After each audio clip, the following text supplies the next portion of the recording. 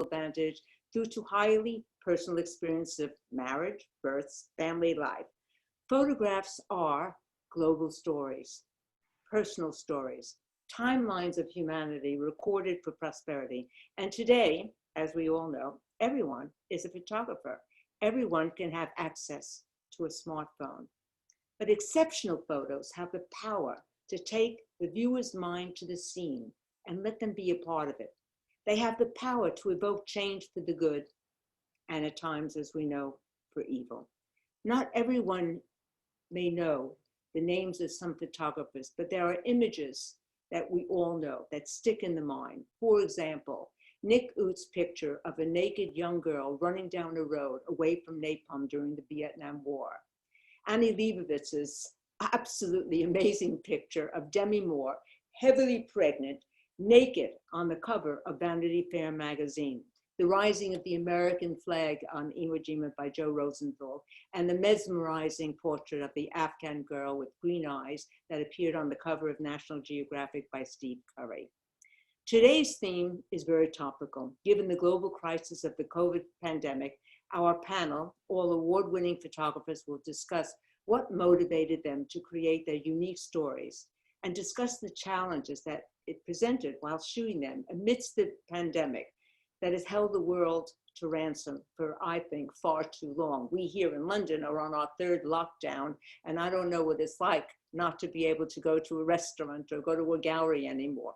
And as importantly, what I'm going to be asking our esteemed panelists is what they learned about themselves. Today, we're going to have Julia Fullerton-Batten and what she describes as hyperrealism and cinematic characteristics of her images. They are set in surreal settings with dramatic lighting, communicating simultaneously tension and mystery. Julia's most recent award, 2020, include the International Center of Photography in New York, a Lucy Trophy, Photo Vogue Festival 2020, all related to her powerful series during this pandemic, which she's still working on, called Looking Out from Within. Fabio is a photographer, journalist, author, known for his documentation of conflicts and the humanitarian consequences of war. He has spent the last decade covering the world's major changing events, creating images which reflect his commitment and, as importantly, empathy for the story. Fabio has won some of the most prestigious awards in the profession, including the Robert Capa Gold Medal, World Press Photo, Papillon's Visa d'Or, and POYE Photographer of the Year, and recently the Lucy Impact Award. The title of his, I don't know if I've got this right, Fabio, please forgive me. I've written down COVID-19 First Wave Coverage, Italy 2020, and in parentheses, we take the dead from morning till night. Alys Tomlinson is an editorial and fine art documentary photographer based in London. She recently won first prize in the coveted National Portrait Gallery Award, the Taylor Wessing, and last summer, with a series called Last Summer. She was also named Sony Photographer of the Year in 2018 for a long-term project called X Photo. What she will be discussing today is Lost Summer. Ismail hails from Dhaka, Bangladesh, is that correct? Ismail? And he is a documentary photographer covering social humanitarian issues. Recently, his project, whilst the COVID pandemic was waging, was another rage. It was a rage about Black Lives Matter. And he covered those as, I think, someone that can be empathetic to a cause like that. Beyond that, he also created the most chilling expose of a documentary before the COVID began, which I'd love for you to tell us a little bit about it later on, of the Rana Plaza factory collapse. It was probably the worst industrial disaster in history. He was the winner of the Manuel Rivera Altis Foundation for Documentary Photography and awarded first prize professional general news category for the Prix de la Photographie. I know everybody's going to be anxious after they listen to everyone's talk and want to ask questions and be filled with energy and so on. And since anyone that knows me well, they know I am absolutely a pile of rubbish when it comes to techno stuff. So it'll be easy for me to be able to manage all of this for the Frontline Club, is if you folks would be kind enough to give me some patience, and whatever questions you have at the end of the time that everyone has a talk, we'll be able to pick and choose. And if I fall on my face, Panvera promises to jump in and help me out. Julia, can you please kick off the conversation by sharing with us your inspiration for the series, your challenges, and where you are in the development of now. Also, I'd be very interested of how you infuse in the series your very unique fantasy cine style, it's my words, with these images, which are with real people, very documentary, very stylized, and finally, what you've learned about yourself. Julia? Thanks, Carol. Well, first of all, thank you very much for inviting me to talk and amongst an amazing panelists. Where do I begin? I think it's nearly a year ago now that we learned about COVID, probably longer than a year. And as a photographer, my work dried up. I couldn't go out and shoot anymore like everybody else. And I just suddenly thought, what am I going to do? And to begin with, I started taking pictures of just random people in the street, because at that time, wearing masks was very, very unusual for us. I mean, to begin with, we used to see masks, people wearing masks in China and Japan, but never really in London. And when people started appearing wearing masks and gloves, I was approaching people in the street and I was kind of asking them if I could take pictures of them. And then I thought, well, that's not really quite my style. So then I put an ad out in my local neighborhood and asked who wanted to come forward to be photographed in their own homes, which was much easier for me to go to their homes. And therefore, kind of, my style is very cinematic, it's very staged, and I felt that was more suitable for my style of photography. So if I just share my screen for a second.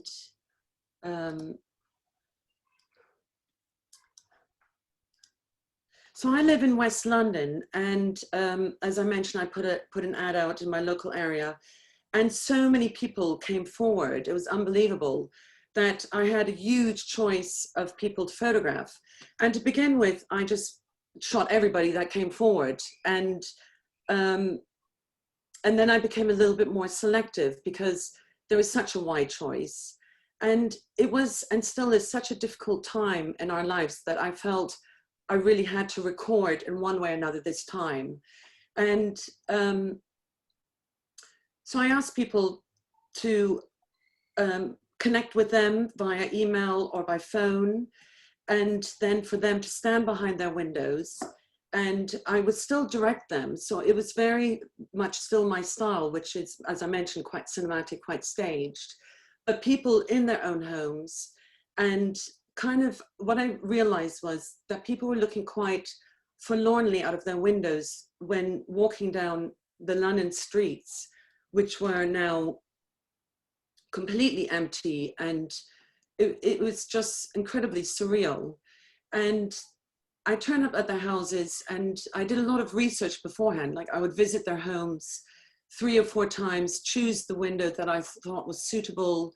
I discussed with them their wardrobe, what they're going to wear. And as time went on, I became more elaborate with my style, which is more my style photography. And that is, I would dress them, I would hire clothes or buy clothes on the internet and bring props. So even though they are actually in their own homes, I'm still kind of dressing them and staging them in a way. After a while, I realized that I was missing some really interesting locations. And I started putting letters through people's letterboxes if I found their homes were quite interesting. So this is one example of Anne, which was lockdown day 74. And I had no idea what she looked like. And I just put a letter through a letterbox, and out of probably 30 people, only 2 people came forward.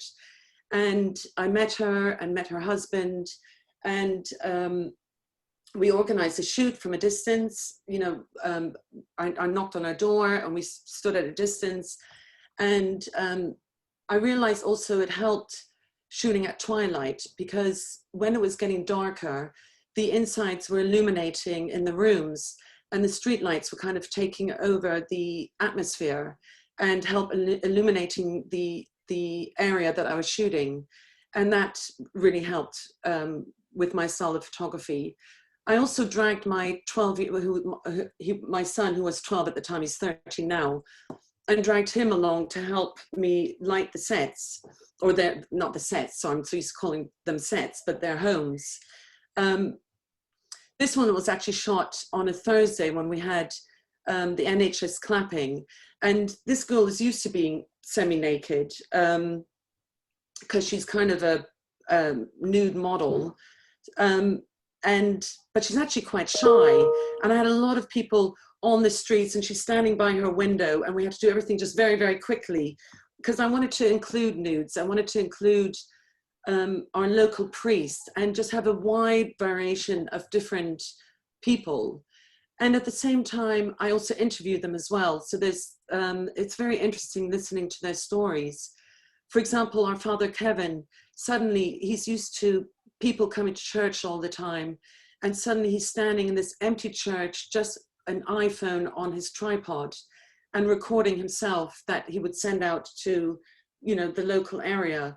But I visited him in church, and it was just very surreal seeing him just standing there, and there was no congregation, there was just nobody there, and he's just talking to this iPhone. And I felt that I wanted to record or capture him at his own home, which is right next to the church, and looking kind of lost and worried through his window, because he said that a lot of people were already dying then, and he had to do funerals via Zoom, or very small groups of people, just immediate families, and not large groups. And I think for him it was a very, very difficult time as a priest, and still is, to be reaching out to people, but doing it kind of through the internet, or just very much one-to-one and not as a group.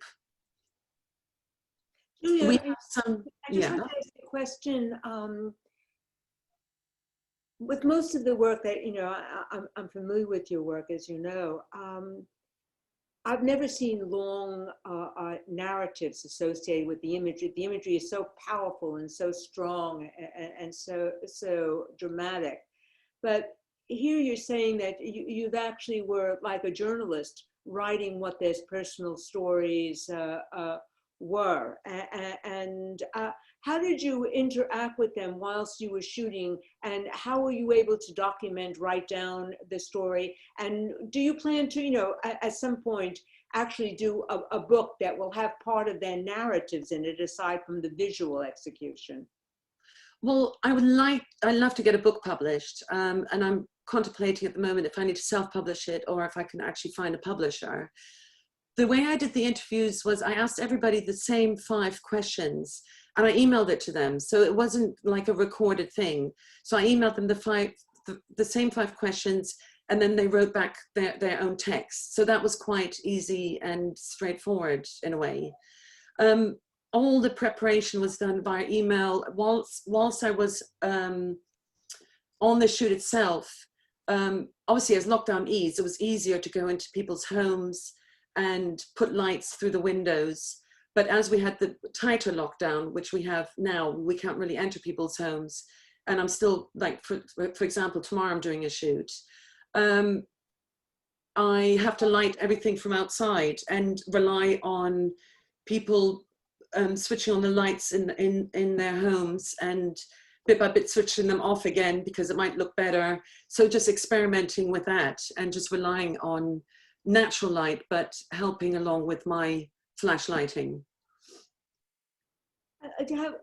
Tell me, Julia, when you first started, how were you able to convince people to participate? It's such a private affair to be a part of something like this, because it's like raw meat on the table, and you're saying, stand here, the lights are going to be here, and so on. What did you pay anybody to do any of the work, or what did you promise these folks?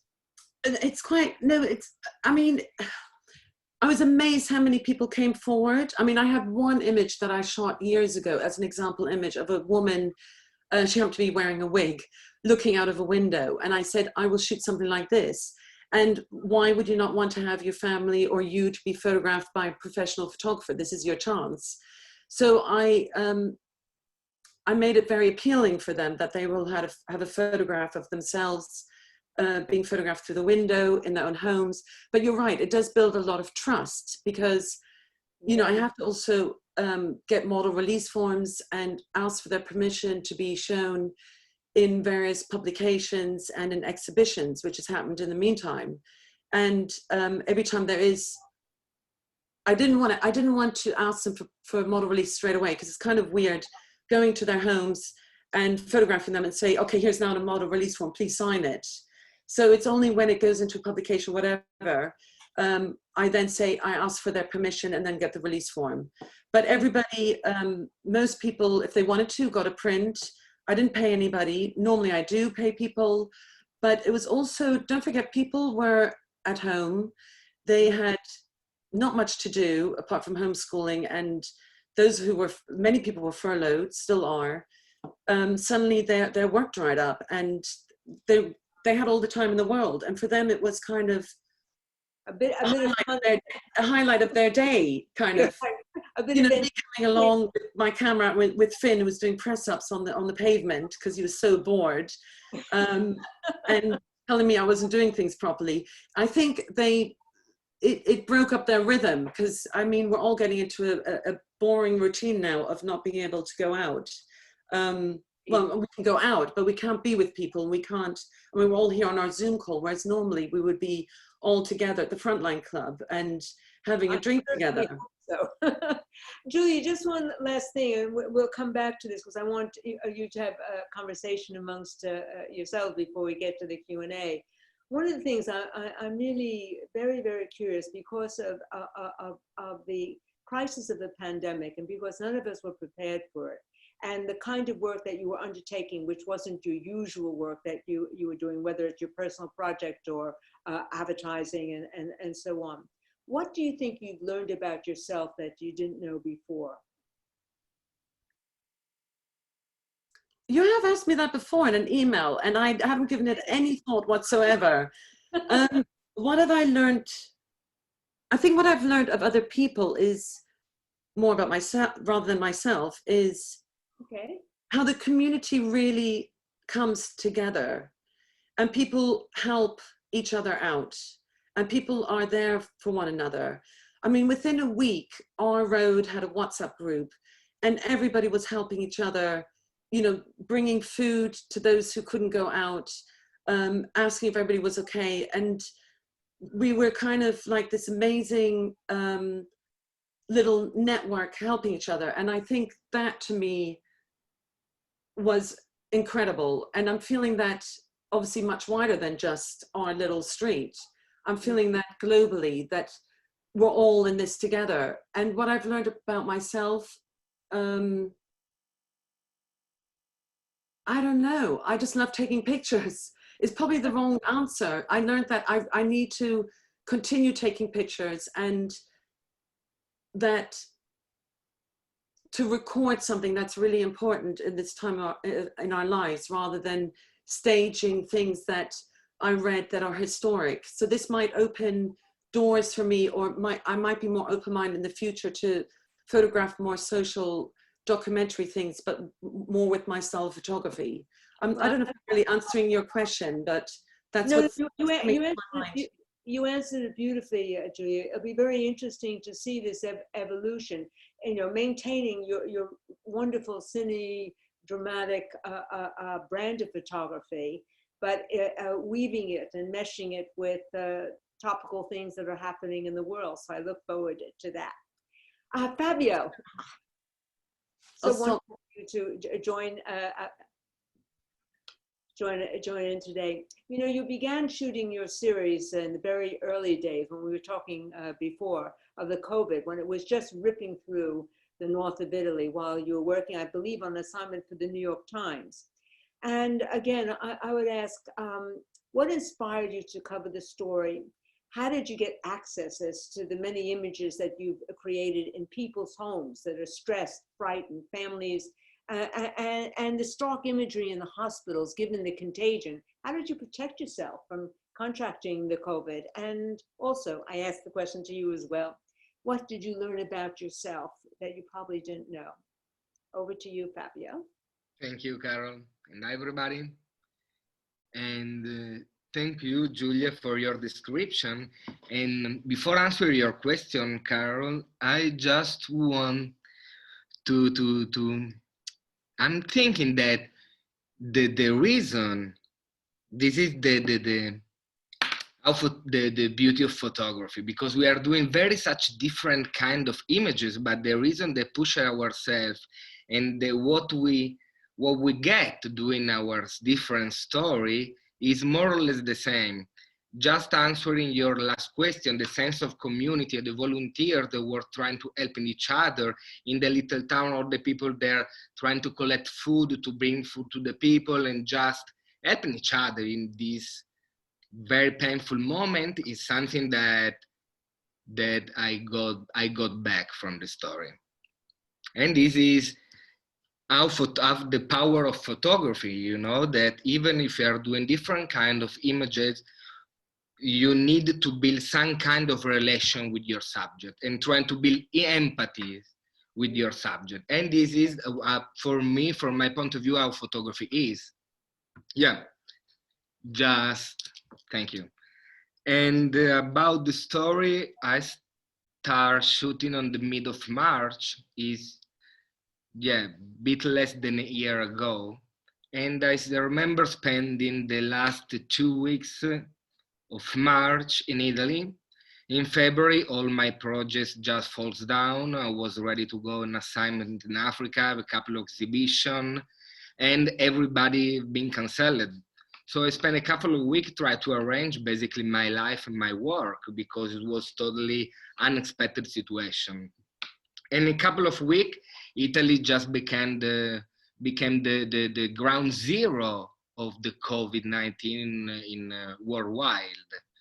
So these 2 weeks, I saw, as you said, a lot of images of street pictures, a lot of images of empty spaces, the clean water in Venice.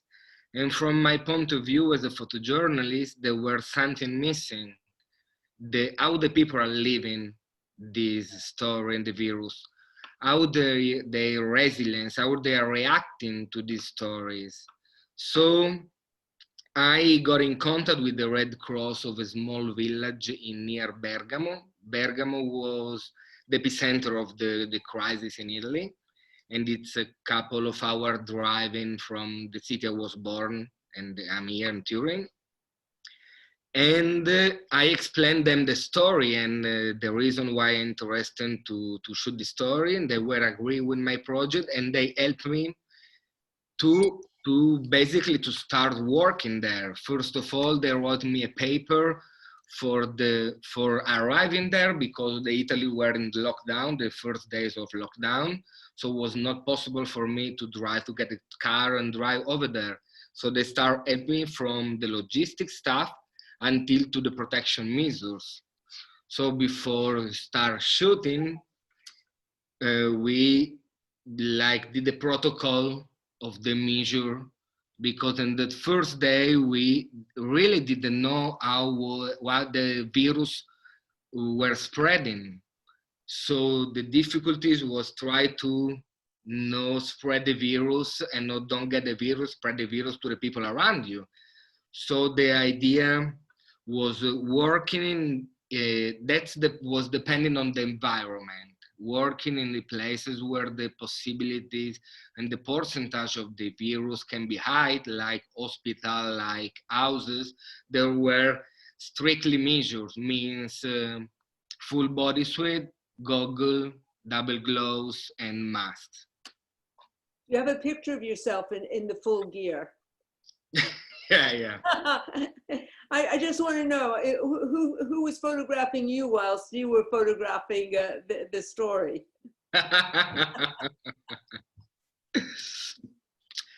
So you were in full gear, totally. No, who did the picture? The picture was my girlfriend, that is a filmmaker, Francesca, that she was working with me. and she did a film on the first wave of COVID for several broadcasts, Al Jazeera and Arte. And she got a picture of me working just to remember. Yeah, but after that, a lot of photography, I mean, most of the photography and probably all the photographers that start working in this kind of environment use this kind of protection. So, yeah, and this was good because in the first day, also thanks for with the New York Times, we start working on the protocol measures, and this was important. And until now, I didn't contract the virus, so basically it worked. And yeah, and after that was also very important how to dress yourself, and most important, how to undress yourself, because there are a particular way to undress yourself and to sanitize all your equipment every time you get out from an house or an hospital. And yeah, so this is about the measure for not spreading the virus. And about the story, I started working with the Red Cross, means embedded with them. I was following them with my car. And, you call the Red Cross, the patient called the Red Cross, an alarm jump on the headquarters, and the car get out, the ambulance get out and just going to the house that they call. So I was following them, and the things, was that when you call a Red Cross, you are not expecting a photographer, So how the photographer get in contact with the family. So this was the most important thing of the story. Just try to get in contact with the family and explain them all the story and the reason why the story was important. To try to help in that time, not all Italian people, but all over the world, to try to understand the dangers of this invisible enemy. So the people were great, and it was such incredible courage from their side, because they perfectly know I was working for a paper for Times, and this is gonna be like published images. And they were also agree, and they also signed a press release, but more than a press release, they opened their doors to me. And the most important thing that helped me to work on this story was the time that I was working on this story, because with some of this family are still in contact, and I visit them after they recover and they're back to their works. And this is something that I think is important when you're working such intimate stories. Agree. Are you show us some of the images? Oh, yes, sure. Please. So, No, but it's interesting. It's wonderful to hear, the background. I don't think a lot of people really understand. They see images that are published and they don't know the backstory, what it is required to put that all together. Over to you to talk about your images, please. yeah. So we can just divide the story in several shooting of several different chapters. There are the images that are shot inside the house of different patients. In this frame, we can see Claudio Travelli. Claudio is a patient that they call the Red Cross on mid of March. The family called it the Red Cross because Claudio's condition was not good. He was not breathing good. It was a fever. But the family decided, according with him, to not go to the hospital that day, because the hospital during that time were saturated, and nobody know where hospital can accept you and the condition they can accept you and if they can accept you. So Claudio decided to not go to the hospital, and spend the night in his house to try to recover. But during the night, his condition got worse, and the day after, they called the ambulance again, and they bring Claudio to the hospital. After 2 swabs, was positive to COVID, and he spent 3 weeks, around 3 weeks hospitalized in a sub-intensive care. but after 3 weeks, he back home. He eventually recovered and he spent his quarantine next to his family. And after more than a month, I think probably around 1 2 months, he did the final swab test and he tested negative and he backs to his work. So this is a story like with a good end, we can say. With it's a good story, but not the story was like Claudio's.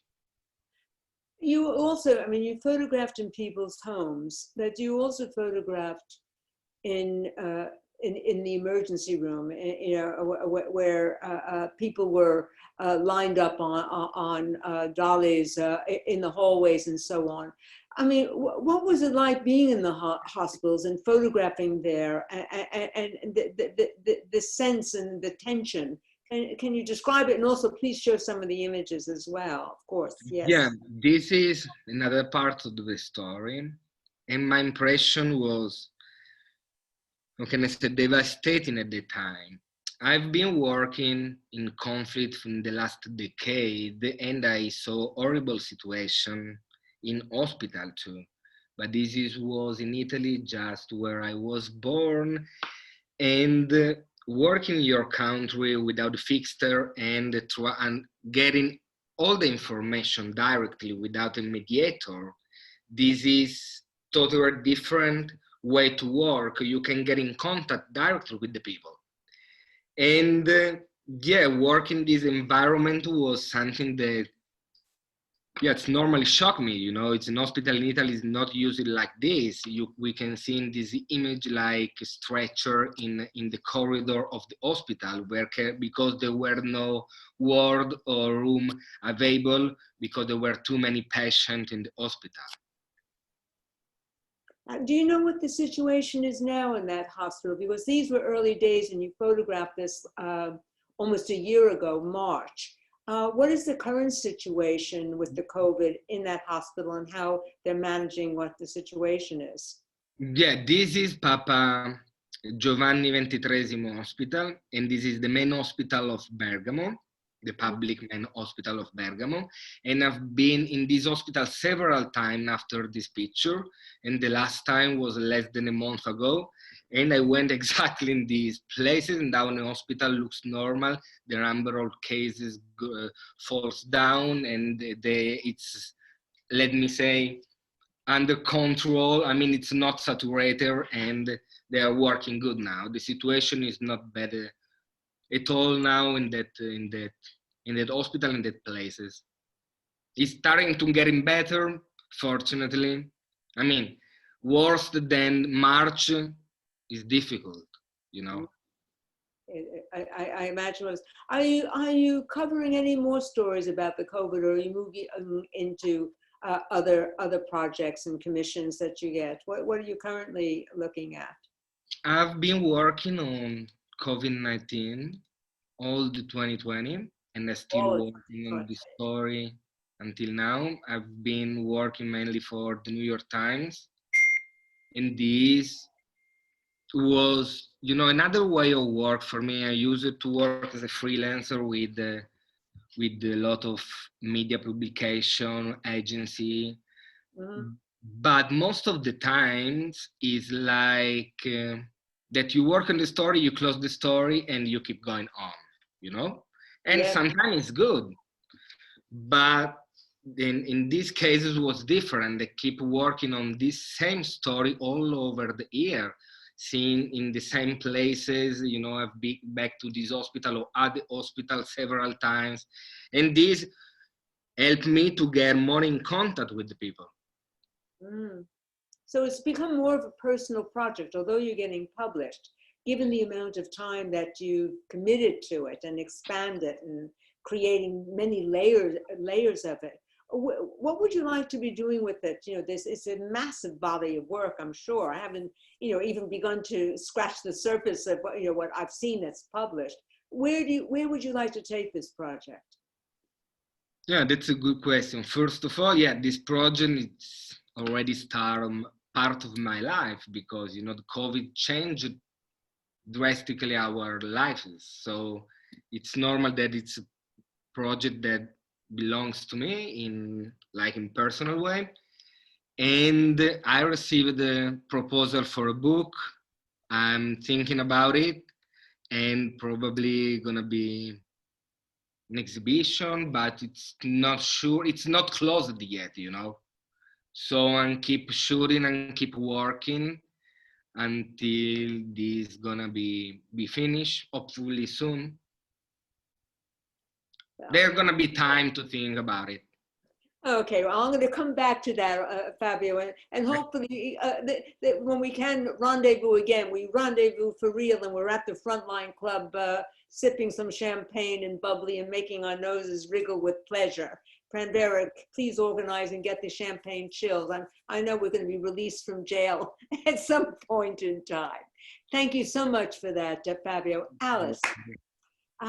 What was your inspiration to create this series of what I think are an incredibly intimate portraits of vulnerable teenagers? When I say vulnerable, it's just because, you know, they were unable to complete their studies and their exams when they should have, and they had their proms canceled due to the COVID. And beyond that, you've approached this very differently. You know, I'm very interested why you decided to use a large format camera, a plate camera, what your challenges were in creating this series. I know that you were also you have a beautiful book, which I have, thank you very much, which you self-published, and I would love to hear the journey that you had to take along the way. And again, I'm going to ask everybody the same question. What you learned about yourself. So over to you, Alys, please. Thank you.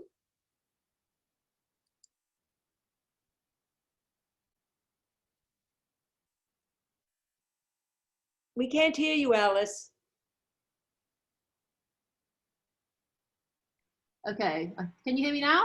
Yep, perfect. Yeah, okay. I was just saying that's a very hard act to follow, Fabio, because they're such powerful images, and this is a very different perspective on our whole experience. So yeah, there was a lot of questions there, Carol, so I'll try and address them as I go through. Okay. But yeah, this was a project that I started in June, so not so long ago, and it ran for 12 weeks from June to August, called Lost Summer. And the reason I really started this project, like a lot of us, from March really to June, until when we were eased in terms of the lockdown, I was feeling very frustrated. I was supposed to be working on a big project for an award called the Prix Elysée in Italy, actually looking at faith and ritual and tradition. Obviously that didn't happen. I was supposed to be shooting a documentary film about a nun in Belarus. That couldn't happen. So I was feeling increasingly kind of dissatisfied. I was really missing making work, really. And kind of started thinking about how I could document this experience, not so much from my perspective, but from the perspective of a generation who were in some ways hit the hardest. And I started thinking about when I was a teenager, and proms weren't really a big deal when I was growing up. It's obviously an American export, really.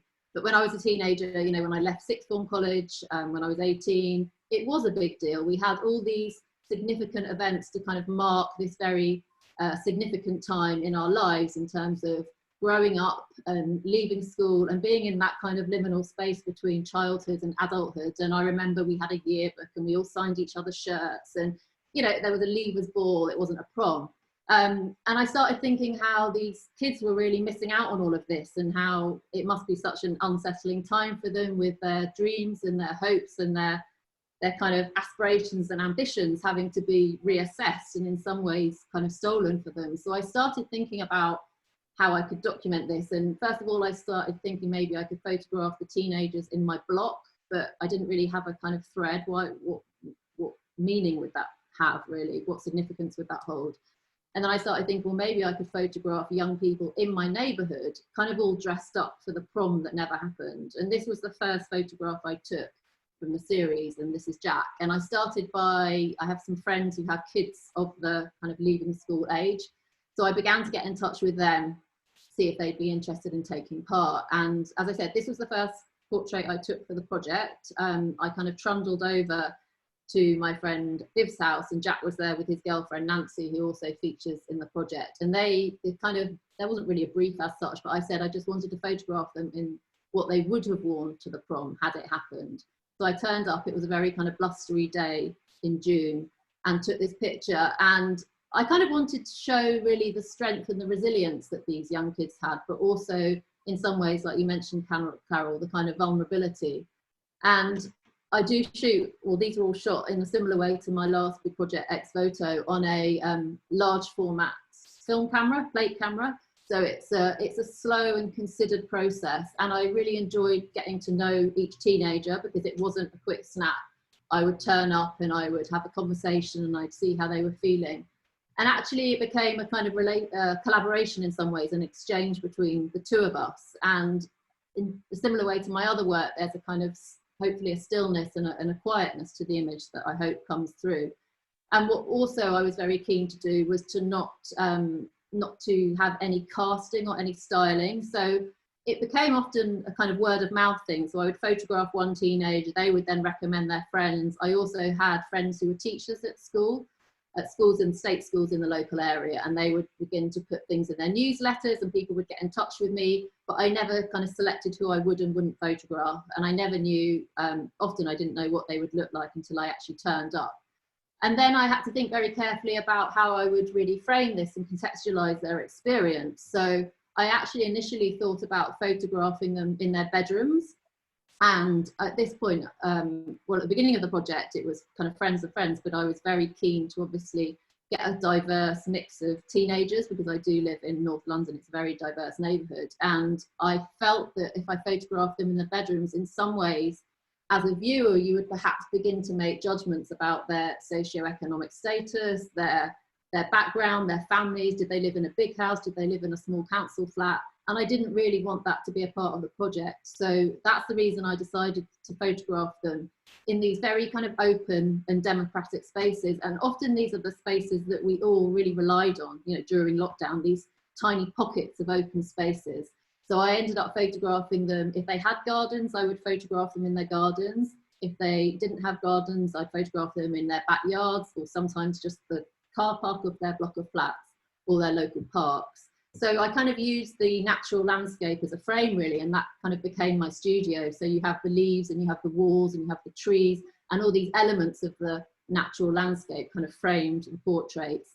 And I think what I was trying to do really was to try and, in a similar way to my other portraits from my project Ex Voto, what I'm always trying to do is really merge the kind of inner world and the psychology of the person I'm photographing and bring some emotion out in that way with the outer worlds. So I think in some, like Fabian, this is Fabian, he's kind of a bit more theatrical than the others. And then you have someone like Samuel, who I just loved, and I loved how he appeared in this kind of oversized bow tie. Like, I just adored him and I loved his style. And he's got a kind of sense of perhaps apprehension to him.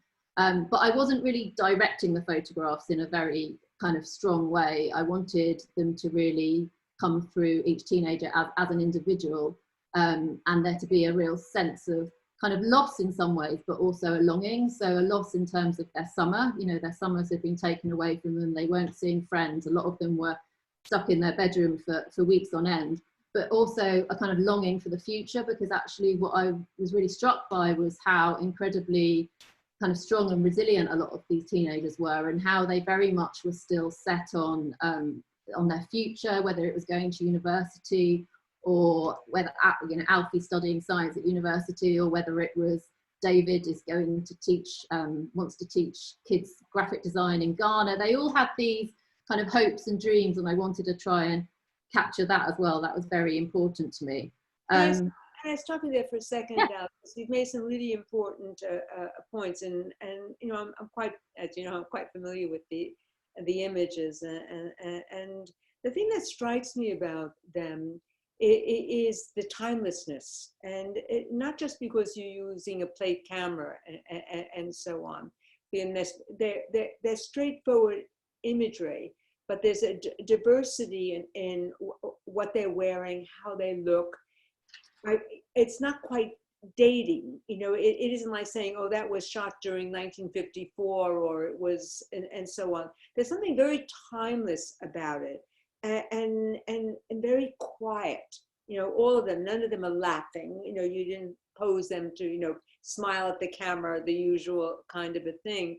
But with your book, the narratives that you were just talking about, you hadn't put them into the book. And I love the book because it's just the simplicity and the elegance of just having the portraits and the visual expression. What do you, I mean, do you think someone picking up this book in 2 decades will know that was shot during the COVID? I mean, I don't know. I think part of the reason I work in black and white is that there is a simplicity and a purity and a timelessness to it. I don't pretend that's not a reason I work in it. And certainly with previous work, I like that there's an element of not knowing the era it's been shot in. And that's very appealing to me. And I think a lot of my influences in terms of photography are more kind of traditional photographers who've shot in black and white. So for me, almost colour for this project would be almost too much of a distraction. I mean, I hope that their kind of strength of character comes through and that you start beginning to kind of create stories around each individual. So yes, there is a sense of timelessness to it. But in terms of the book, I mean, it is very timely, obviously, as a project, but it's also a history of a particular moment in time. And I hope that it kind of serves as a way to express what this particular generation was going through at this incredibly difficult moment. And that's also why in the book it's incredibly kind of simple and simple in design. And I thought about using quotes from each of the teenagers I photographed, and The Guardian ran a story and they did use some of the quotes, but actually in the book I wanted it to be very much focused on each individual portrait. So there's a poem by Walt Whitman at the beginning called Continuities, and then it ends on a poem that Ruth wrote here. So when I met Ruth, she actually lives in kind of a very quite deprived area of London in a teeny tiny flat with a quite large family. But when I spoke to her, she really is a lover of poetry and she writes her own poems. So I asked her if she would be prepared to write something about her experience of the pandemic. And so Ruth Ann's poem ends the book, and she's written something very kind of beautiful and touching and moving. It's really lovely. Can we come back to the question that I ask everybody during the process of creating this series of pictures? Did you learn anything about yourself that you didn't know before? I think probably the biggest, not lesson I learned exactly, but the biggest thing I learned was that I don't have to rely on traveling to kind of new cultures and new locations and far-flung places to find a story, if you like. Like, it was actually really lovely for me to rediscover an area that I thought was so familiar to myself. So I've lived in the same flat in the same area for nearly 15 years in London now, and I thought I knew every corner of it. And actually traveling to the homes of these, or not the homes, but the outdoor spaces of these kids and teenagers, I was walking there, I was on my own. I just had my suitcase with my large format camera in, my tripod, kind of trekking there, and I got to know the neighbourhoods in a different way, and I got to notice things. Like, I think, part of the result of this lockdown is we're normally so busy, kind of head down, heading to the tube, going into town, whatever we're doing, and actually I noticed the simpler things in life and in my neighbourhood, and that was an aspect of it I really enjoyed. And I ended up going to like kind of pockets and corners of the neighbourhood that I hadn't discovered before. So that was a real kind of joy for me, along with meeting the teenagers who I just admire so much. Like, I just thought how they were handling it, even though the kind of ennui had set in and they were listless and they were bored to a certain extent, they were still very much able to kind of adapt to this situation. So that gave me a lot of kind of hope for the future, actually. And I really wanted to create a body of work that was positive in a sense, because I think also teenagers in London often get such negative press very unfairly, and I wanted to do something that was really kind of for them as well. Yeah, I think that's a wonderful summary, that it shows hope and promise, and that's a wonderful, if nothing else, it's a gift that you've allowed to express through the book and the picture that you've taken. Thank you for that, Alys. Okay. Ismail, I'm going to move on to you, because we're beginning to run a bit short on time. This can go on for hours, and I would really be enjoying it. during the past year, whilst the COVID pandemic has raged, you covered, as I said earlier, another type of pandemic, racial discrimination, which came to a head with the killing of George Floyd. Can you share with us about what it was like to cover the protest in US, what you witnessed, managing your own safety, not just with the protest, but also with the virus spreading, and what your challenges were? I'm curious as why did you focus on this very specific story and what you also have learned about yourself? Over to you. Yeah, thanks, Cal. So I'll start with the story because everything happened so fast last year in March that, and being in New York City was quite a lot to take in. Overnight, everything was changing so fast, and our life was changing. I mean, I was supposed to come to Frontline Club as my first London trip on the 29th of March, 2020. And I had my flight on 23rd of March, and New York City went to shut down on the 16th of March. And, all the border were closing at that time, European Union cut down flights between United States. But because of Brexit, United Kingdom was not part of it. So it was like a confusion, shall I fly or not? What is the intensity of the virus? It was really, everything was very uncertain.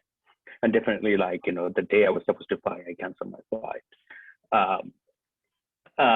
But the most interesting part, I would say, I've been seeing my friends or colleagues are photographing, documenting the COVID-19 coverage. So I was also thinking of some ideas. I was speaking with National Geographic magazine to work on some projects. How could you, it's a completely different measure we have to take, the safety measure. And now you cannot be around people, people just hiding from people on the street. New York is like that. I mean, mask was not mandatory or or not worn at that time. New York or America started wearing masks in, I think, mid-April, 20th of April, something like that. But even yeah, it was such a bizarre, unreal moment to live in New York City. And on the 27th, I myself couldn't smell my coffee in the morning, and I realized that I got COVID. So, and I was every day past, I was running every day at that time. I couldn't run more than, I was running 5K almost every day, and then I couldn't run more than 1K or 2K. And I was every day I was deteriorating. And I was not sure, the day I couldn't smell my coffee, I'm okay. And there's no safe, there's no solution. I called my PC, primary care doctor. She didn't pick up the phone. Then I found out that she was also sick from COVID. So anyway, so I'm starting because I'll be showing, can you see my screen? 1 second. I'll be talking and sharing. Excellent. Can you guys see my screen? Yes, we can see it. Okay, excellent. At least I can now. Tell us about these pictures. Yeah, so then all my all my travel got canceled. I was sick myself. I had to go to hospital one night, because I couldn't breathe. Long story short, but my life was confined in few blocks in Manhattan where I live, and the only way, so the picture I was taking every day was quarantining or recovering. And I was just walking around blocks, every day I would walk for 20 minutes or half an hour, and I will have my camera, and I just photograph New York City, my daily life, and you see all of a sudden people wearing all these masks in the street, which was didn't exist our face covering didn't exist like 10 days before. So, or like here's like my neighbor, she is doing her Pilates class, and she's improvised with her can of beans, like as a weight. You know, she was doing first time ever a Zoom Pilates class. So like how our life has changed because of COVID. It was like drastic. Like, and New York was the epicenter. You know, I mean, like Fabio was saying about Italy. It's like Italy and New York's kind of like competing. Like people, I was getting phone calls from all around the world. You know, so here like they're doing first time antibody test in New York City, and then like people hanging out in the park, like socially distant, wearing masks. You know, I mean, these are like so bizarre. Like didn't exist like before. Like she was, so New York City claps still now actually, it's funny, like every day 7 p.m. to thank the health workers and essential workers. So like someone like my neighbors like clapping at 7 p.m. From our window. He's a doorman in my building who had COVID as well. So he just came back after recovery. So the way I photographed like my daily life was like how our life has changed because of COVID. And then my recovery was long, and I started feeling better end of May. And actually around that time, the Black Lives Matter movement started. I mean, because of George Floyd killing. So, it was kind of refreshing for me as a photographer, because I have not seen, I mean, I photographed like Trump protest and women march, but like in that scale, nothing ever I have seen in America, like in my experience. And like even like, the protest was like everywhere. New York City was also kind of epicenter of like protest, but it was fascinating. And a lot of experience I had from the protest, because like you will see like 5,000 people all of a sudden. You don't see anyone in the street. All of a sudden you see like 5,000 people on the street gathering for protesting, but everyone's wearing masks. So it was also like quite like how responsible people were at the same time while they're protesting. This is fascinating. Like the small things I really pay attention to it as a photographer. Like this guy, he didn't want to disclose his name. That's why he's kind of like, covering his face with his sign. And he is, I think, 82 years old. He is 82 years old, from Harlem. And this sign he's been carrying since the civil rights movement, the same sign. He goes to every protest with the same sign since the 60s. Wow.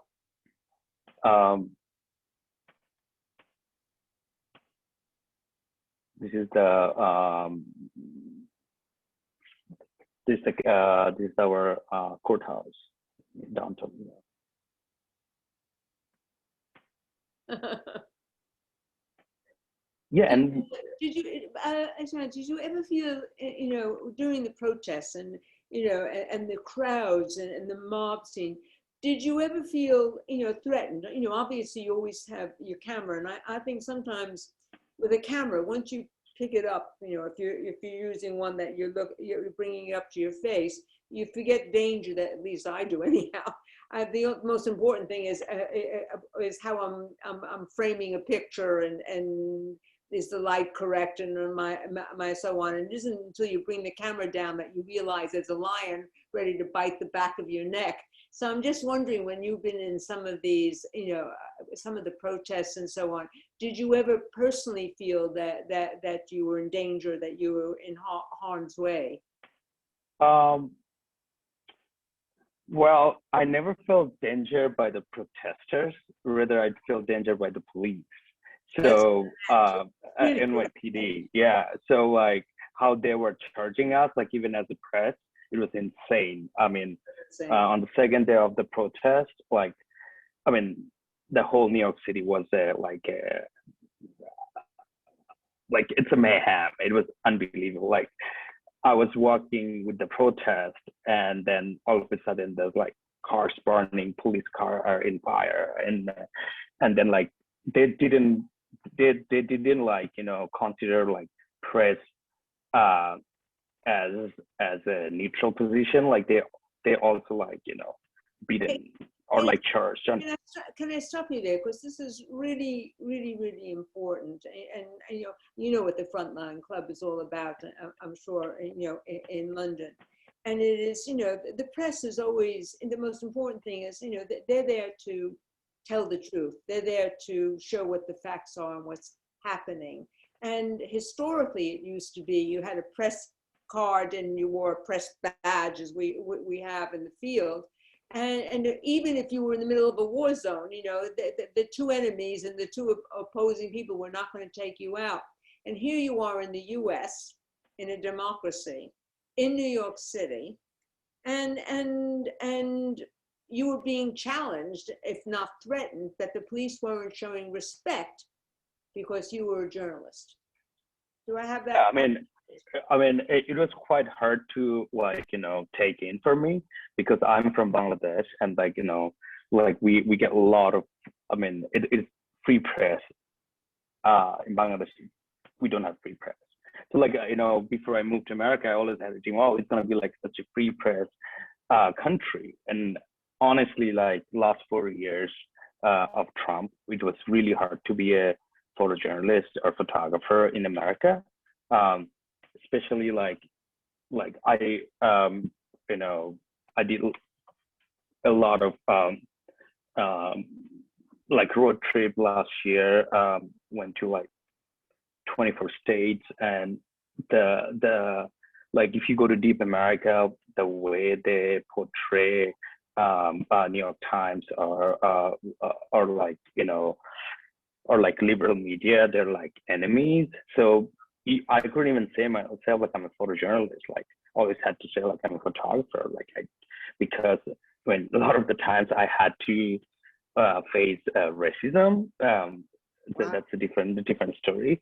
But yeah, it was quite. I mean, like even like in November, I was photographing a protest of black transgender in downtown Manhattan. And the police was just like blocking my camera in front of me, and I'm trying to like make a frame, and he will be like just like, you know, blocking me with his body, and I'm like, hey, and then he'll like he'll be pushing me, just like intimidating you so they can arrest you. So like one of my friends, actually, he's a New York Times photojournalist, Amr. He got arrested in Chinatown last year. Well, he was photographing NYPD arresting someone. So it was really tense, actually, as a photographer or journalist last 4 years. I'm looking forward to, like, you know, new time in America with Biden. So I hope for the best, but like, you know, last 4 years, I think it was not very comfortable as a photojournalist, you know. That's a tragedy. But in spite of that, Ismail, some of your imagery, and I've been looking at a lot of it, and I'm looking forward to meeting you as well. It's stunning. So in spite of Trumpism and so on, you've been able to capture and communicate some absolutely exquisite imagery. And also, I find some of your pictures, you know, you weren't born in the US.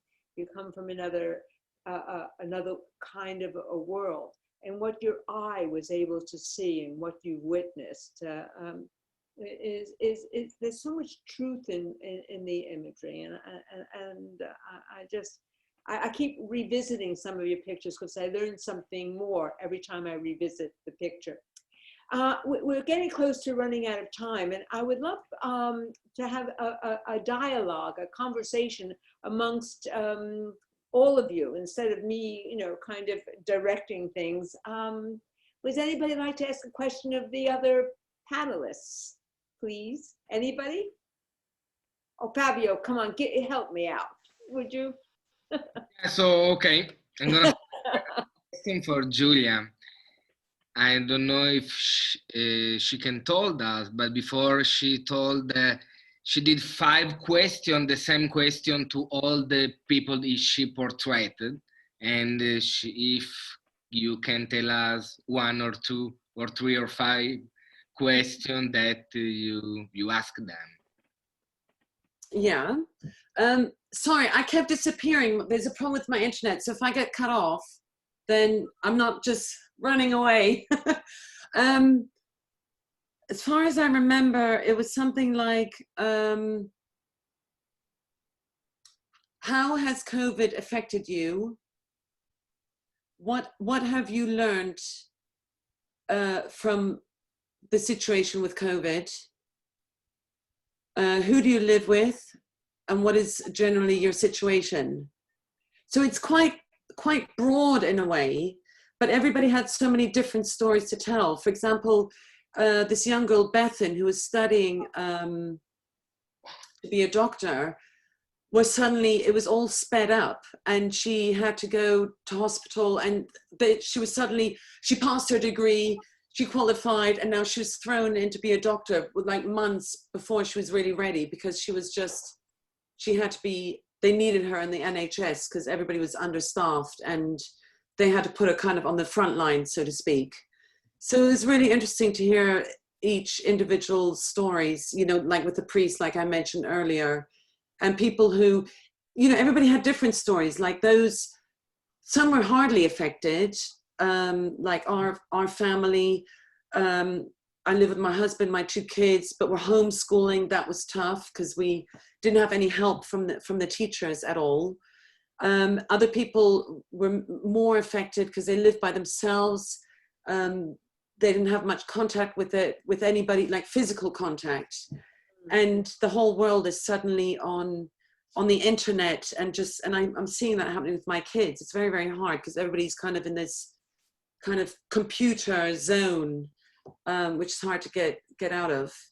But I think generally, I mean, London, it's been tough, but I don't think it's been as tough as in other places like New York and Italy. And I see, because I don't go behind the scenes and see what's happening in the hospitals, but yeah, I really take my hat off to you guys who captured all of that and put yourself in the forefront of it all, and kind of risking your lives as well, because if you get COVID, you don't really know what's going to happen to you. Anyway, yeah, I'm blabbing, so I'll shut up.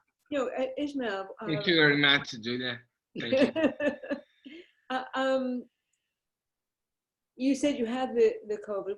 Would you like to ask any questions? You know, because I think it's really interesting. Tonight's talk is that there's 4 different stories that you're all telling, and experiences, and approaching it in 4 very different ways, which I find fascinating totally. So Fabio, you now transported, living in New York City, the Big Apple. Do you live in Brooklyn? Where do you live? I live in Brooklyn. I mean, I used to live in Manhattan. I just moved to Brooklyn recently. My daughter. Yeah. The reason I say is my daughter lives in Brooklyn as well, and she's a journalist. Cool. She's a writer rather than her mummy, who is a snapper. Anyhow, would you like to ask? You know, you guys. I don't think you guys have met before, and would you like to ask? You know, Fabio or Alys or Julia any question? Yeah, I'm curious about Fabio. Like, you know, yeah, I think you mentioned a little. First of all, like, amazing work, definitely, like, really inspiring. Like, you know, no, it's like your work was fast. I mean, like, actually moving and really inspiring to show the world. You know, and actually, you know, your picture was posted by Disturb in New York City. Yeah. So also, you know, Benjamin Petit from Disturb, we're pasting actually your picture together. I think it was in June or July, in Lower East Side. But my question, like, you covered like conflict zone a lot, like around the world, and then you added a little bit, like, you know, photographing in your own country. How did it feel actually? Like, I mean, like, I myself, and when I photographed refugee crises around the world, and then when I covered in my own country the Rohingya refugees, the experience was very different. And I felt like so much close to this story. So I would like to know, like, what's your experience, you know, as an Italian photographer photographing your own region or hometown. Thank you, Ismail. Fabio, excuse me. There's a request while you talk, so you can show us more of your pictures. Oh, sure. So can you share your screen and keep talking and keep showing the pictures, please? Sure. Thank you, Pranvira. I love you. So, yeah, work in my country, first of all, as I said before, working without fixer, Ismail, with other people that is always in the middle between you and the other people, helped me to get more in contact. And this was the good side. And the terrible side was that I was never waiting this something like this can happen worldwide, and never been thinking that Italy can be the first place in this side of the war. And you know, when you are shooting, basically the camera makes like a filter between you and realities. So you are inside the situation. This helps you to document this reality, you know? But when you are coming back and when you spend your time watching the images on your laptop, all the power of the motion just get out from the screen, you know? And this is something that happened after all the year shooting in Italy on COVID. Yeah, and it was like difficult for me to do not see everything around me in with this point of view. For example, when the Italy region is divided in colors, and the yellow colors means you can get out and you can meet people until 6 p.m. blah blah. And even when it becomes yellow, you know, meeting with my friend or going to get a coffee in the bar just was for me like more difficult, you know, because in the same country, just few weeks before, even in November, was a totally different situation. You know, I needed the time to just to you know, put everything in their spaces. So this was working in Italy, and this is something that happened when you're coming back on conflict in other place. But you know when it's gonna come, and it's perfectly understandable because it's totally different environment, you know. So when we are in conflict and you back home, you already know that it's different. And inside you and your mind is focalized on this different and understand it better. But when the same thing happens in your country, you are living this thing, and just few weeks later you are need and trying to live like your normality, your daily life was something that, oh, well, you know, and I needed time to understand it better. Fabio, could you show us more I just want to add a little, sorry, because it's a very important question. Like, because you have to go back again and again to your pictures when you're editing, right? When you're editing down. Did you feel emotional going through the pictures? Like, because the situation you photographed, it was not translated by, sometimes you don't have to translate with words, but like, it's not translated by a fixer, because you are talking to them directly. And when you're looking back in your, like in a computer, those pictures you have taken, like the dire situation you have been through, like, you know, like the pictures I'm seeing here. Did you feel like any like emotional, like, did you have a flashback or, and the second question is, will it change the way of you work in the future, like how you used to and how you will work in the future, covering stories, not only in Italy, but around the world? Sorry, long question, but I think it's, I want to hear it. Can you click through the, Fabio, can you click through the images? Yeah. Thanks. Yeah. Thank you. To answer the first question, definitely when I'm watching the images after a while, or when you are easily, that's depend of the way of working and the kind of work and environment you are. But definitely when you are watching the images working on the edit of the story, and this also happened when I've been working on The Dream, the book that I did, just the images that just come back to you with the power of the frame, and you are probably just living again the same situation that we're living when you are shooting. But when you are shooting, you are totally thinking about the reason you are there, you know, try to think about the picture and, you know, all the story. And definitely when you are watching the images and when you come back home, the power of the frame come back to me. This always happen, like, yeah, since 2010.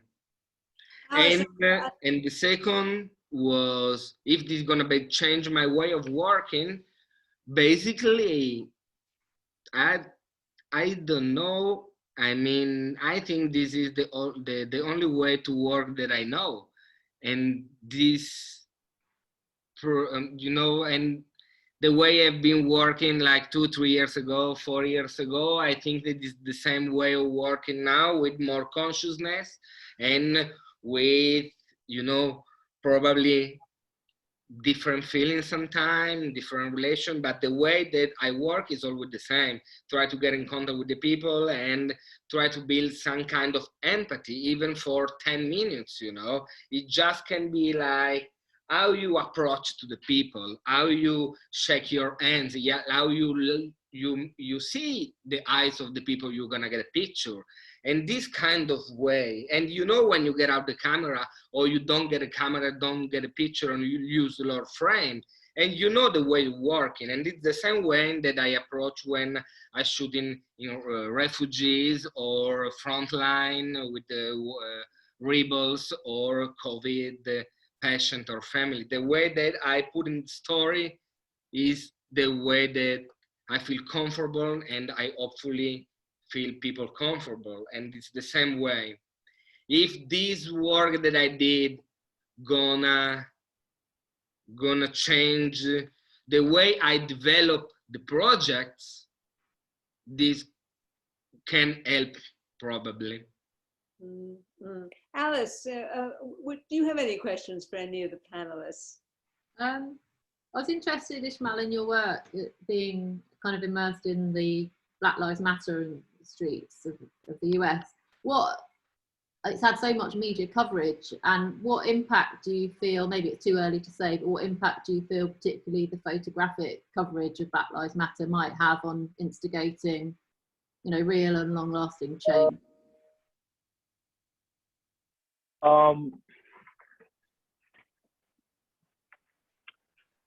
It's an interesting question. I mean, what's impact? I think, I mean, it was one of the longest protests I have ever covered, or like I've seen the media have been covered. Like, I mean, New York protests lasted about 100 days or more than 100 days, and then in Portland, Oregon, Portland, it's lasted, I think, more than that. And the pictures, it's interesting. Like the pictures came from these protests. Like they're like before I moved to America. They're like, I've seen pictures from Baltimore, Ferguson, but like these protest pictures, I think, has some sort of significance that which was like a lot of the times compared the time of civil rights movement, and it was so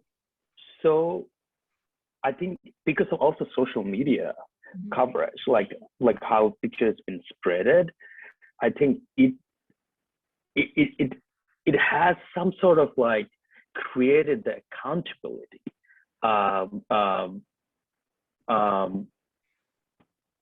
Like even like how like how the law enforcement and like the government reacted on that.